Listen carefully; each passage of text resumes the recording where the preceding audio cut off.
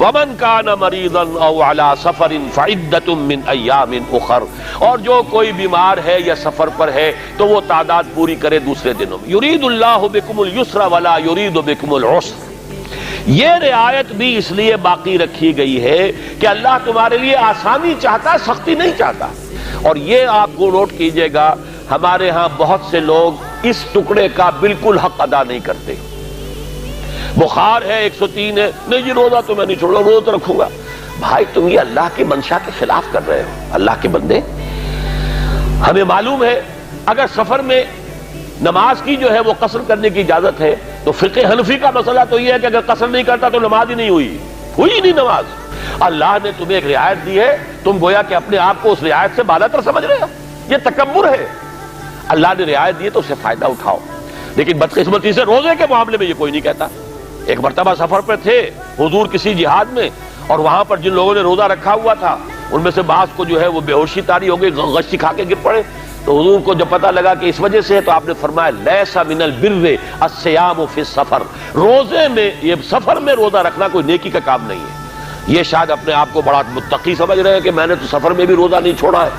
تو یہ جو ہے ایک بڑی شخصیت کی اصطلاح ہے، مولانا مودودی یہ لفظ استعمال کیا کرتے تھے کہ یہ تقویٰ کا حیضہ ہے، تقویٰ نہیں ہے، یہ تقویٰ کا حیضہ ہے۔ یہ وَلَتُكْمِلُوا الْعِدَّةَ، اور یہ کہ تمہیں تعداد اب پوری کرنی ہوگی۔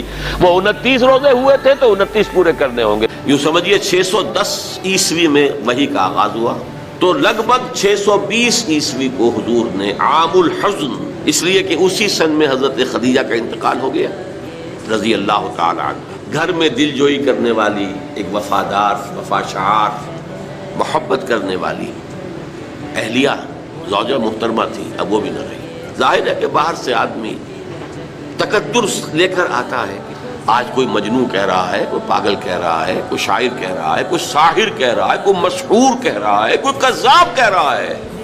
نقل کفر نہ باش، ساحر کذاب الفاظ قرآن مجید میں آئے۔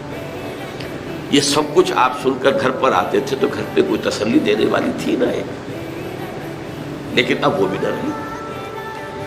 تو ایسی بیوی جس نے ساتھ دیا، میں اگر اس موضوع پر چونکہ میرے کچھ خاص احساسات ہیں اس میں وہ بیان کروں گا تو پھر بہت وقت نکل جائے گا کہ حضرت خدیجہ رضی اللہ تعالیٰ عنہ کا کیا مقام تھا جسے ہم میں سے اکثر نہیں جانتے۔